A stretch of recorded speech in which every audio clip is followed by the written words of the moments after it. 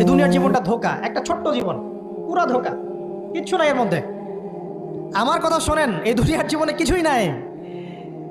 চারপাশে অনেক কিছু মনে হবে, আপনার বাড়ি আছে, গাড়ি আছে, স্ট্যাটাস আছে, টাকা পয়সা, প্রতিপত্তি সব আছে। আদতে আপনি একা, আদতে আপনাকে একাই কবরে যাওয়া লাগবে, একাই আল্লাহর সাথে হিসেব নিকাশ দিতে হবে। কেউ নাই সাথে, আমাদের সাথে কেউ নাই। কিন্তু আপনি মনে করছেন যে সেলিব্রিটিজম বড়, আমি পলিটিক্যাল নেতা হয়েছি, আমাকে সবাই চেনে, আমি ইকোনমিক সেক্টরে লিড দেই, রাষ্ট্রকে লিড দেই, আমি ধর্মতাত্ত্বিক ক্ষেত্রে লিড দেই, আমাকে দেখলে মানুষ বাহবা দেয়, ইত্যাদি ইত্যাদি। দিন শেষে আমি একা, আপনিও একাই, আমাকেও একাই যেতে হবে, আপনাকেও একাই যেতে হবে। এগুলো সব চারপাশের খালি অন্ধ মোহ, আর কিচ্ছু না। তো এই মোহের মধ্যে ঢুকে পড়বেন, আল্লাহ পাক তৌফিক ইনায়াত করুন। নবী সাল্লাল্লাহু আলাইহি ওয়াসাল্লাম বারবার বলতেন, আল্লাহুম্মা ইন্নী আউযু বিকা মিন ফিতনাতিদ দুনিয়া, বলতেন না, হে আল্লাহ আমি এই দুনিয়ার ফিতনা থেকে তোমার কাছে আশ্রয় প্রার্থনা করছি। ওয়া ইন্নী আউযু বিকা মিন ফিতনাতিন নিসা, আমি মহিলাদের ফিতনা থেকেও আশ্রয় প্রার্থনা করছি। আরও দোয়া করতেন, আল্লাহুম্মা ইন্নী আউযু বিকা মিন আযাবিল কবর, হে আল্লাহ আমি কবরের আযাব থেকে আশ্রয় প্রার্থনা করছি।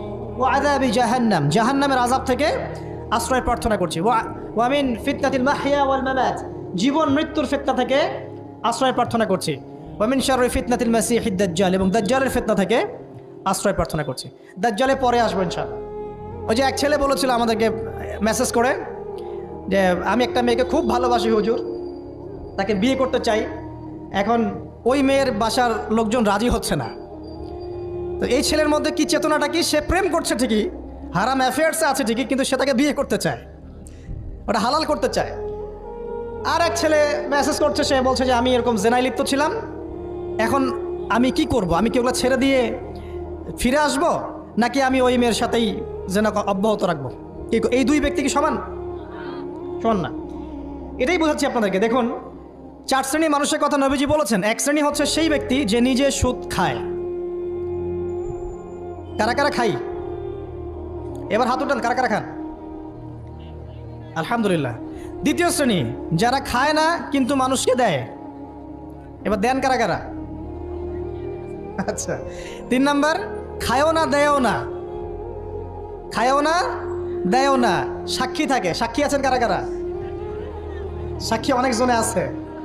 আচ্ছা, মাশাআল্লাহ, লা ইলাহা ইল্লাল্লাহ। চার নাম্বার, খায়ও না দেয়ও না, সাক্ষীও থাকে না, লিখে রাখে।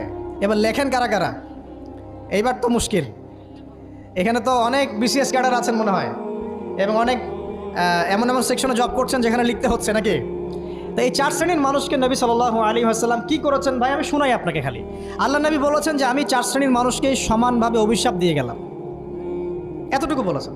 এবার আপনি যদি মনে করেন যে নবী সাল্লাল্লাহু আলাইহি ওয়াসাল্লামের অভিশাপ কাঁধে নিয়ে আমার আমলগুলো কবুল হচ্ছে, বা আমি কবরের অ্যান্সার দিতে পারবো, প্রশ্নোত্তর, আমি মিজান, এই মিজানের দাড়ি পাল্লা, আমার নেকির পাল্লা ভারী হবে, বা আমি রাসূল সাল্লাল্লাহু আলাইহি ওয়াসাল্লামের সুপারিশ পাবো, হ্যাঁ, বা আমি রাসূলের সাথে জান্নাতে থাকতে পারবো, আমি বলবো এই চিন্তাটা হবে একটা অলিক প্রসূত কল্পনা, আর কিছু না।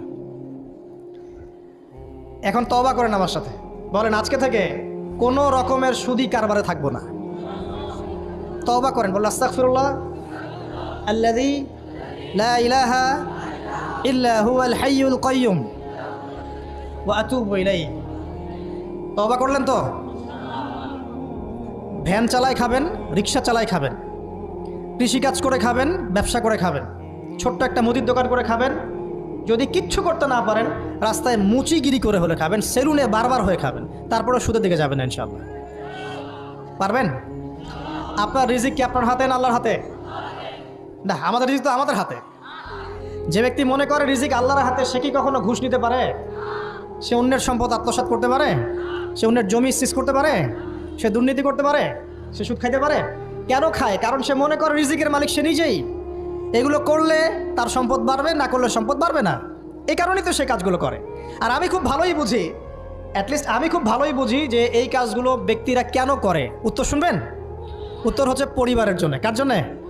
পরিবারের জন্য। মা, বৃদ্ধ মা আছে দেখতে হবে, দুই বাবা আছে দেখতে হবে, স্ত্রী আছে, আর স্ত্রী মাশাআল্লাহ একদম ফেমিনিস্ট, তার চাহিদা পূরণ করতে তার হিমশিম খেতে হয়। হ্যাঁ, একটা শাড়ি নেবে 20,000, ঠিক আছে, স্ত্রীর চাহিদা অনেক, গহনা গাড়ির অনেক চাহিদা, আর না দিলে তো আবার সমস্যা, বাসায় গেলে তো মানসিক টর্চার সেলে রেখে দেবে। এখনকার বেশিরভাগ পুরুষই কিন্তু নির্যাতনের শিকার। এখনকার বেশিরভাগ পুরুষ কিন্তু পুরুষ নির্যাতনের শিকার। ম্যাক্সিমাম বাসায় গিয়ে দেখবেন টর্চার। এক একটা রিমান্ডের সেলের মতো, বুঝছেন? এবং এটা 7 দিন 5 দিন 7 দিনের রিমান্ড না, এটা লাইফ টাইম রিমান্ড, মানে পুরো পুরো জীবন ধরে এই রিমান্ড চলবে আর কি। তো এই যে সমস্যা, তা কার কার জন্য করি? পরিবার, সন্তান, পিতা মাতা, আত্মীয় স্বজন, এগুলোর জন্য। দেখুন, এই রিবা থেকে দূরে থাকার জন্য একটা হাদিস যথেষ্ট, যে 4 শ্রেণীর মানুষকে আল্লাহ রাসূল সাল্লাল্লাহু আলাইহি ওয়াসাল্লাম লাআনত করেছেন, অভিশাপ দিয়েছেন। ইনশাআল্লাহ আজকের লেকচার যাদের কানে যাবে, আমরা যদি না খেয়েও মরে যাই, আল্লাহ পাক না খেয়ে মারবেন না ইনশাআল্লাহ। রিজিক আছে, খাবো ইনশাআল্লাহ। কিন্তু হয়তো বা অভাব হবে, টাকা পয়সা একটু কম হতে পারে, অন্যের 10 তলা ফ্ল্যাট হবে, আমার হবে না, ঠিক আছে? অন্যের এত বিঘা বিঘা জমি আমার হয়তো হবে না, কিন্তু ইনশাআল্লাহ তাআলা এই যে দুনিয়ার মুসাফিরের জীবনটা, এটা মুসাফিরের জীবন না? মুসাফিরের জীবনটা কেটেই যাবে ইনশাআল্লাহ, কাটবে না? যে কোনোভাবে কেটে তো যাবেই ইনশাআল্লাহ। এই যে পরকালের জীবনটা একটা চেতনার শক্তি, জানেন? দুনিয়াতে যত বাধা বিপত্তি আসুক, গাল মন্দ খান, গীবত তহমত খান, কষ্ট হোক, নির্যাতন হোক, একটা বিষয় মনের মধ্যে শান্তি দেয়। কি শান্তি? যে এই দুনিয়ার জীবনটা তো আর চিরস্থায়ী নয়, এটা তো আর সারা জীবন থাকবে না। ইনশাআল্লাহ এই অবস্থা আস্তে আস্তে পরিবর্তন হয়ে যাবে। ফাইন্না মাআল উসরি ইউসরা, পরকালে ইনশাআল্লাহ পাবো। দুনিয়াতে না পেলে কি হয়েছে, পরকালে পাবো ইনশাআল্লাহ। যুবক ভাই, এসব জেনা ছেড়ে দেন, আল্লাহ রাব্বুল আলামিন আপনার জন্য হুর রেখেছেন জান্নাত, ইনশাআল্লাহ পাবেন ইনশাআল্লাহ। এটা ছেড়ে দেন, সুদ ছেড়ে দেন, আল্লাহ পাক আপনার জন্য হাউজে কাউসার রাখছে ইনশাআল্লাহ, ঠিক আছে? অন্যায় পাপ ছেড়ে দেন, আল্লাহ রাব্বুল আলামিন আপনার জন্য জান্নাত রেডি করে রাখছে ইনশাআল্লাহ। সামনে আসি তো, রিবার বিষয়টা বলছিলাম। আইয়ামে জাহিলিয়াতের যে সেই রিবা এখনকার বিশ্বে আছে কি নাই বলেন? ওই সময় না হয় মক্কায় ছিল, এখন কি সারা বিশ্বব্যাপী নাই? বিশ্বের কোনো কান্ট্রি রিবা মুক্ত না, বিশ্বের কোনো দেশ রিবা থেকে মুক্ত থাকতে পারবে না, এই বিশ্ব পরিচালনা যারা করছে ওদের আন্ডারে থাকলে। কখন হবে বিশ্ব রিবা মুক্ত? একদিন বিশ্ব রিবা মুক্ত হবে ইনশাআল্লাহ। একদিন না একদিন এই বিশ্বটা সুদমুক্ত হবে ইনশাআল্লাহ তাআলা। তখন জালেম পার পাবে না, মাজলুমের রক্ত শ্রম বৃথা যাবে না ইনশাআল্লাহ। কবে, কত বছর পর আমি জানি না, কিন্তু এতটুকু জানি যে মালহামার পরে যখন আল মাহদি আসবেন, এবং তারপর যখন মাসিহুদ দাজ্জাল বের হবে এবং ঈসা ইবনে মারইয়ামকে আল্লাহ পাক নামিয়ে দিবেন, তার হাতে যখন দাজ্জাল নিহত হবে এবং জেরুজালেম থেকে যখন পুরো বিশ্ব শাসন করা হবে মুসলিমদের হাতে, তখন রিবা বলে কিচ্ছু থাকবে না পৃথিবীর ইনশাআল্লাহ।